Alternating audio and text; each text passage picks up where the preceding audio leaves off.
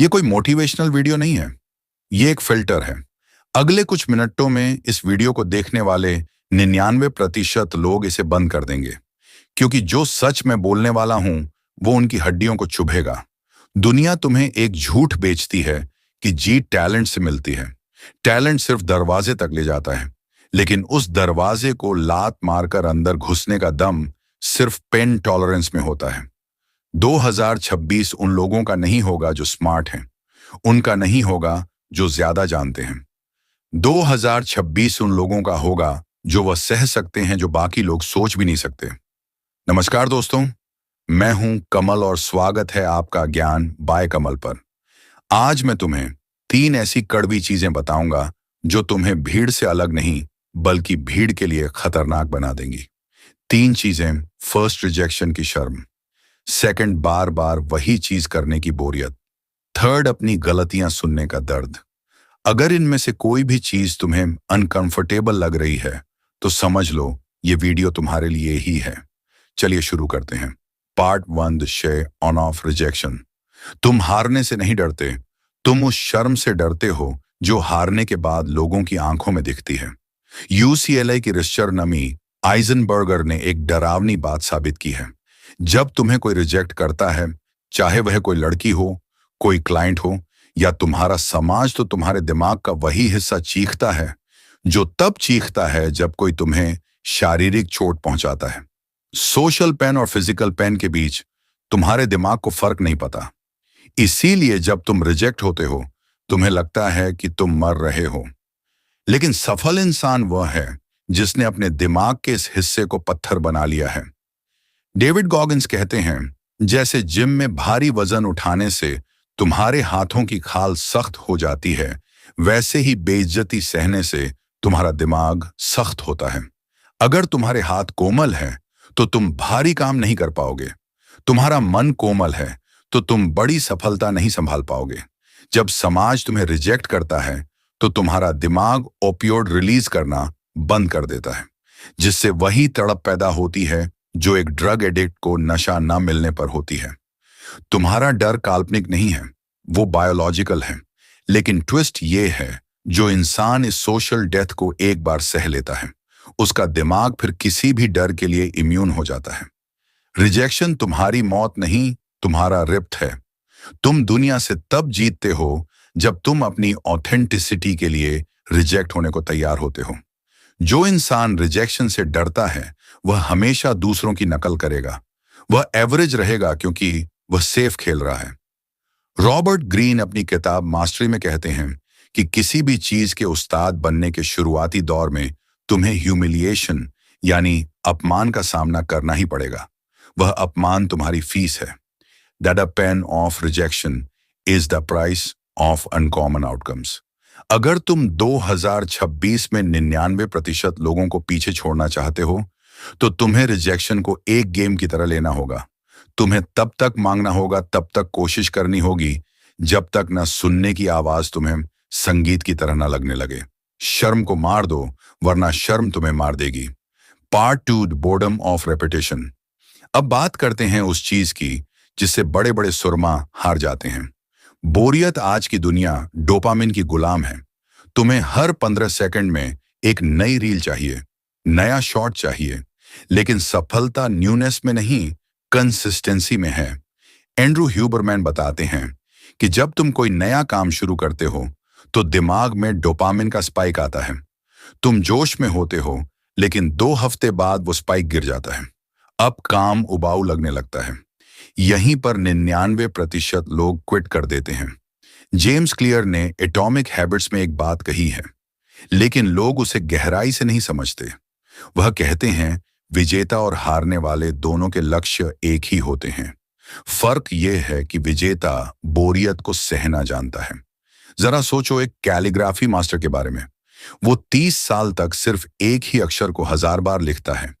एक रेसलर को देखो, एक ही दांव को 10,000 बार दोहराता है। क्या उन्हें मजा आता है? नहीं, वह ऊब चुके होते हैं। लेकिन वह जानते हैं कि बोरियत ही वह फाइनल बॉस है जिसे हराना जरूरी है। 99% लोग इसलिए पीछे रह जाते हैं क्योंकि वह एंटरटेनमेंट ढूंढ रहे हैं। वह काम को मजेदार बनाना चाहते हैं। हकीकत यह है कि महानता मजेदार नहीं होती। महानता मोनोटोनस होती है, वो बोरियत वाली होती है। टैलेंट सिर्फ एक शब्द है, असली चीज है माइलिन। जब तुम बोरियत के बावजूद एक ही काम को बार बार करते हो तो तुम्हारे न्यूरॉन्स के ऊपर एक सफेद परत चढ़ जाती है जो सिग्नल की स्पीड को 20 गुना बढ़ा देती है। अगर तुम 2026 में जीतना चाहते हो तो तुम्हें एक मशीन बनना होगा, वो काम करना होगा जो जरूरी है, तब भी जब तुम्हारा जी मिचला रहा हो, तब भी जब तुम्हें लगे कि कुछ बदल नहीं रहा है। Winners don't enjoy repetition, they Outlast boredom. Part 3 depend on feedback. तीसरी चीज सबसे जहरीली है, फीडबैक का दर्द। ज्यादातर लोग फीडबैक इसलिए नहीं लेते क्योंकि वह अपनी आइडेंटिटी को बचाना चाहते हैं। जब कोई तुम्हारी गलती निकालता है तो तुम्हें लगता है कि वह तुम्हारे काम को नहीं तुम्हें गाली दे रहा है, यह तुम्हारा ईगो है जो तुम्हें छोटा बनाए रख रहा है। इसे डनिंग क्रूगर इफेक्ट कहते हैं। जो लोग सबसे कम जानते हैं उन्हें लगता है कि वह सब जानते हैं और इसीलिए वह कभी नहीं सीखते।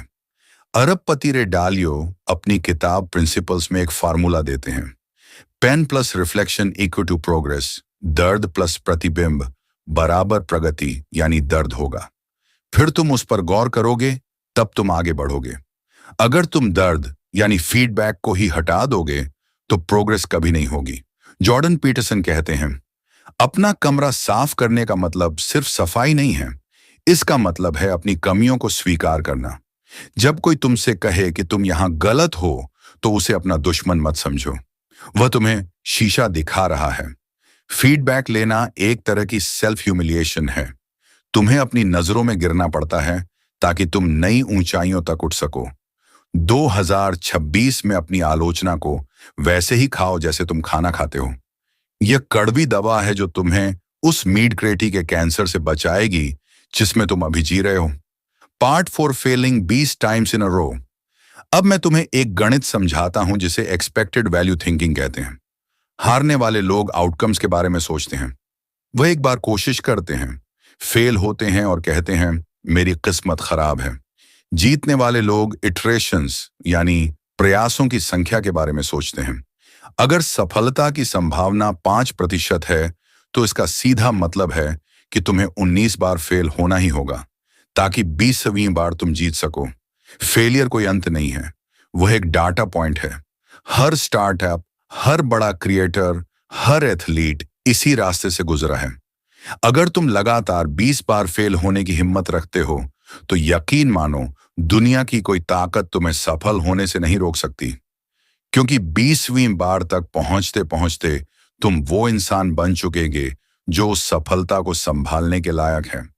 अगर तुम अभी फेल नहीं हो रहे हो तो इसका मतलब है कि तुम बहुत छोटा खेल रहे हो, तुम अपनी औकात के अंदर खेल रहे हो। बाहर निकलो और तब तक फेल हो जब तक फेलियर खुद तुमसे हार न मान ले। Part 5 looking stupid. यहां मैं तुम्हारी सबसे दुखती रग पर हाथ रखूंगा।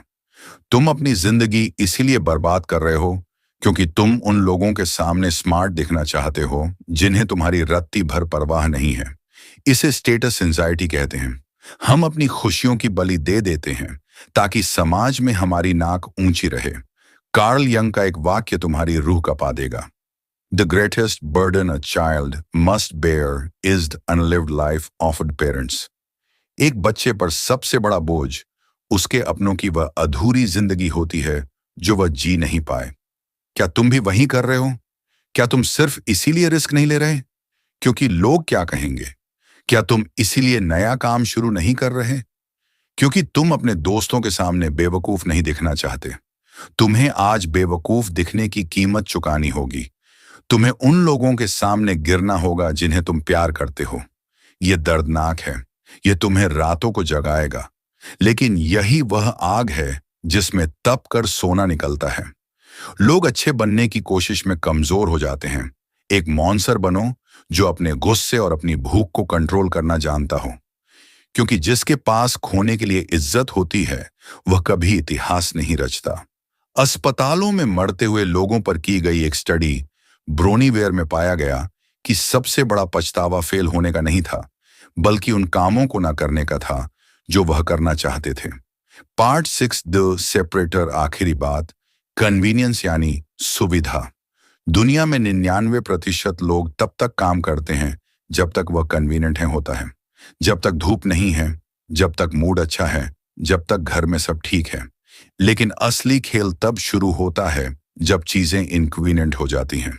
स्टीवन प्रेसफील्ड अपनी किताब द वॉर ऑफ आर्ट में इसे रेजिस्टेंस कहते हैं।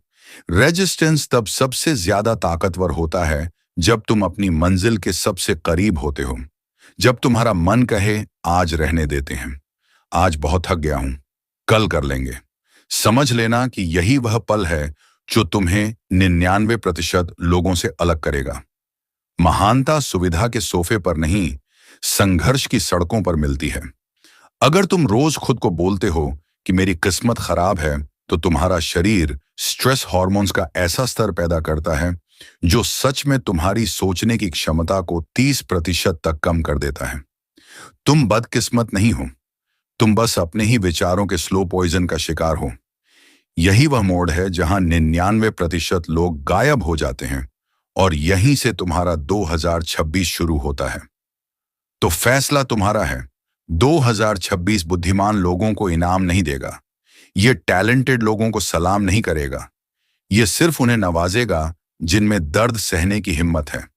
अपनी सफरिंग चुनो, या तो मेहनत और बेइज्जती का दर्द सह लो, या फिर ताउम्र उस अफसोस का दर्द सहो कि काश मैंने कोशिश की होती।